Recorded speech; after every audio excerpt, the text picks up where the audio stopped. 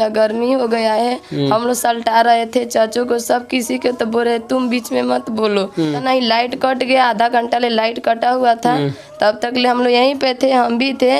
आदानादन वहीं से माने बंदूक का माने फायरिंग करते हुए आया, सब लोग और लोग हट गए, किसी को जांग पे लगा, किसी को हाथ पे लगा। मम्मी को ऐसे माथा ध के विद्यानंद पटेल का लड़का मार दिया, मम्मी हमारे वहीं पे डेट। शराबबंदी बिहार के लिए अभिशाप बनते जा रहा है, लेकिन ये बात ना तो देश के नेताओं को समझ में आती है और ना ही यहाँ के अधिकारियों को समझ में आती है। कभी कभी ये देखा जाता है कि शराब माफियाओं के द्वारा कभी थाना पे प्रहार कर दिया जाता है, कभी पुलिस कर्मियों को ठोक दिया जाता है, तो आम जनता को भी बीच बीच में मारा जाता है। ऐसा ही एक मामला गोपालगंज जिले के ऊंचका थाना क्षेत्र से आया, जहां पे शराब माफियाओं के द्वारा पूरे एक परिवार पे, और यही उस परिवार का घर है जिसपे शराब माफियाओं के द्वारा हमला कर दिया गया। और हमला केवल ऐसे ही नहीं, गोली बरसाते हुए किया गया, और उसमें परिवार के कई लोगों को तड़ातड़ गोली चला करके मार भी दिया गया, जिसमें एक लोगों की मौत और बाकी कुछ लोग घायल भी हो गए। बाकी परिवार के सभी लोग हमारे सामने हैं और इनसे घटना के बारे में जानने की पूरी हमारी प्रयास रहेगी। अच्छा, सबसे पहले आप ये बताइए कि शराब माफियाओं की आपसे टकरार कैसे हो गई? वो मुखबरी बताने के बाद तुम ही हमको दारू में पकड़वाए हो, नहीं तुमको हम जान से मार देंगे। यानी कि उस सब जो माफिया है उसको कहना है कि आप लोग उसको शराब के लिए पकड़वा दिए हैं, तो सच में आप ही पकड़वाए थे क्या? नहीं, आप नहीं पकड़वाए थे, तो शक हो गया था उसको। अच्छा, तो जब आप पे शक हो गया उसके बाद क्या हुआ? मेरी पत्नी जो है यहाँ खड़ी थी, नहीं आ करके मोनू पटेल जो है ब्रेन पर एकदम पिस्टल से जो है उसको गोली मार दिया, एक्सपोर्ट पर डेथ कर गई वो। उसके बाद से मेरे दोनों भाई हैं, नहीं उसको जो है गोली और तलवार से जो है उसको पेट में और जांग में जो है उसको मार दिया गया। कई लोगों को गोली मार दिया गया? 3 लोगों को। 3 लोगों को गोली मार दिया जी। और बाकी कितने लोग घायल आपके परिवार के हैं? 3 लोग और घायल हैं, जो कि फारसा और तलवार से और चाकू से लोग घायल हैं। अच्छा, यानी कि फरसा तलवार लगभग सभी हथियार का इसमें प्रयोग किया गया था? सभी हथियार। और आपके पत्नी को कई गोली लगा था? पत्नी को लगा है एक गोली, पोस्टमार्टम में निकला है, एक गोली ही लगा हुआ है। एक गोली यहाँ मार दिया गया, वही जो फंसा हुआ था अंदर जो है, बस एक गोली मिला है और उसी समय मर गई? उसी समय एक्सपोर्ट पर। अच्छा, प्रशासन इस मामले में क्या क्या कार्रवाई की अभी तक? अब प्रशासन में जो है अभी जो है रात तो प्रशासन आई थी, ठीक है, और जो है 3 आदमी को गिरफ्तार किया। अच्छा, जिस वक्त आपके दरवाजे पे गोली कांड हो रहा था, गोली चल रहा था, उस वक्त आप थे कि नहीं थे? यहीं पे थे। क्या क्या हुआ घटना में? परिवार के आदमी सब बैठे हुए थे, इधर से आए, एक बाई का धड़ाधड़ मारना चालू कर दिया। क्या क्या लेकर गए थे? वो फरसा थी, पिस्टल, चाकू, वो फटाफट हमला कर दिए। पहले मेरे माँ को मारे। कैसे मारा? थी से अपना बंदूक से मारे, वो वहीं पे डेट कर गई। फिर मेरा चाचा को मार दिए। अच्छा। मेरा फिर छोटा चाचा को मार दिए, मेरा भाई को मार दिए, मेरा बहन को मार दिए, मेरा दादाजी को मार दिए। जिस दिन शराब चालू था उस दिन इतने लोगों की मौत नहीं होती थी, जबकि शराब बंदी के बाद इतने सारे मौत सामने आ रहे हैं। कभी लोग जहरीली शराब पी करके मर जाते हैं, तो कभी शराब माफियाओं के द्वारा किसी परिवार पे हमला कर दिया जाता है। बाकी यही उस पूरे परिवार का घर है, जहाँ पे लाइट कटने के बाद इन लोगों का यह आरोप है कि सभी लोग यहाँ पे बैठे हुए थे, और बैठने के क्रम में 16-17 की संख्या में सभी अपराधी यहाँ पे गोली, बंदूक, उसके बाद में फरसा न जाने तलवार जैसी बहुत सारे हथियार को लेकर के पहुंचे, और पहुंचते ही हमला कर दिया। वो लोग आए, वहाँ पे गाली देना चालू कर दिए। हम लोग समझा रहे थे कि गाली से कुछ नहीं होगा, गाली मत दीजिए, तो नहीं तुम लोग को हम मार देंगे, मादर का गर्मी हो गया है। हम लोग सल्टा रहे थे चाचू को, सब किसी के तो बोल रहे तुम बीच में मत बोलो। तो हम लोग सब समझा के अपने परिवार को हटा रहे थे, तब तक पता नहीं लाइट कट गया, आधा घंटा ले लाइट कटा हुआ था, तब तक ले हम लोग यहीं पे थे, हम भी थे।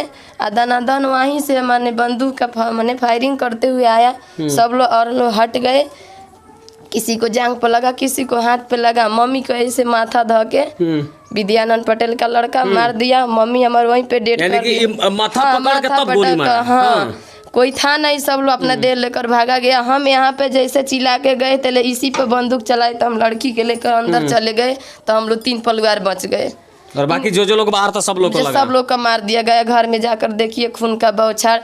पहले बीकी का यहाँ पे चाकू से मारा, उनका बहन गई छोड़ाने, तो माथा पे मारा लो। हाँ, सब किसी का। यानी कि बीच बचाव करने के लिए जो लोग भी जा रहे थे सबको मार दिया जा रहा था, और आप लोग शायद बच गए इसलिए कि आप लोग घर के अंदर। जैसे हम फोन किए थे थाना पे कि आप लोग कुछ भेजिए कि पूरा लोग का मर्डर हो गया है, तो हम अंदर आए, तो हम लोग का परिवार बच गए, मेरा बाल बच्चा, मेरा बेटा वहीं पे था। जब फायरिंग हुआ तो कोई पट्टी में का कोई आदमी खींच कर। कौन लड़का था? ये लड़का था? हाँ, हमारे में। क्या नाम है बाबू तुम्हारा? आशीष। अच्छा, गोली चला उस वक्त तुम यहीं पे था?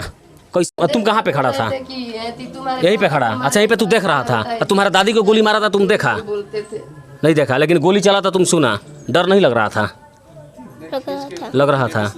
उसके बाद तुम कहाँ भाग गया? घर में भाग गया।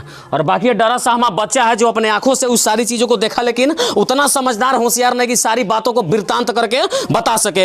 एक बार फिर से आपको हम बता दें कि इस प्रकार की घटना ज्यादा करके आप फिल्मों में देखते होंगे कि एक पूरे लोगों का एक झुंड गोली बम बारूद तमाम प्रकार के हथियार लेते हुए आते और किसी परिवार के ऊपर हमला कर देते हैं। लेकिन यहाँ की जो कहानी मैं आपको बता रहा हूँ, यह जीता जागता सबूत इस बात का है कि बिहार में अपराधी इतने बेखौफ और बेलगाम हो गए हैं जिसकी जितनी भी निंदा की जाए उतनी कम है। और इस प्रकार के घटना के लिए ना तो प्रशासन दोषी और ना ही आसपास के कोई लोग दोषी है। इस प्रकार के घटना के लिए लोग अगर दोषी हैं तो केवल और केवल यहाँ की आम जनता दोषी है। अच्छा, एक बात बताइए, जो उसमें आया था उस परिवार का कौन कौन लोग था उसमें, जिस लड़का का आप नाम रख रही हैं?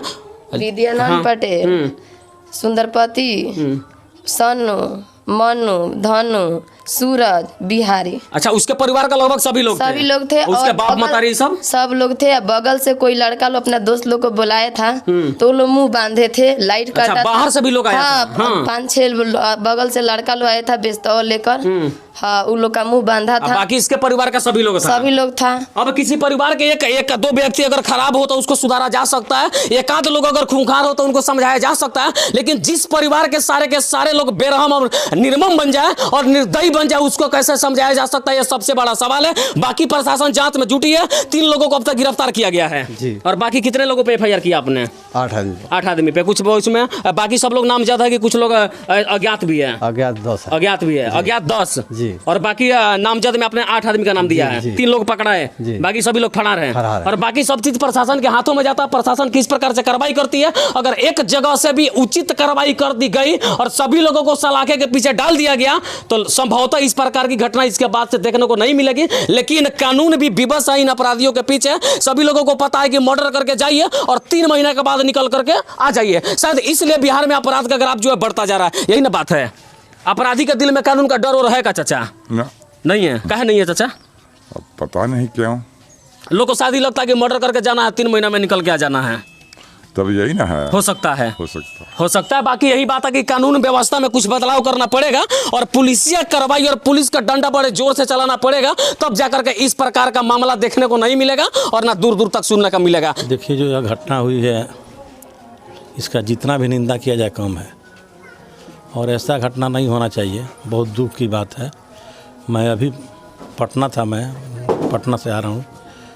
अभी SP साहब से बात हुई है मेरी। SP साहब ने बोले हैं कि 3 लोग माने अरेस्ट हो चुके हैं और 24 घंटा के अंदर में सारे लोग अरेस्ट हो जाएंगे और सख्त उन पर कार्रवाई की जाएगी। और शराब कारोबारी जो है वो कहीं भी रहेंगे, बचेंगे नहीं।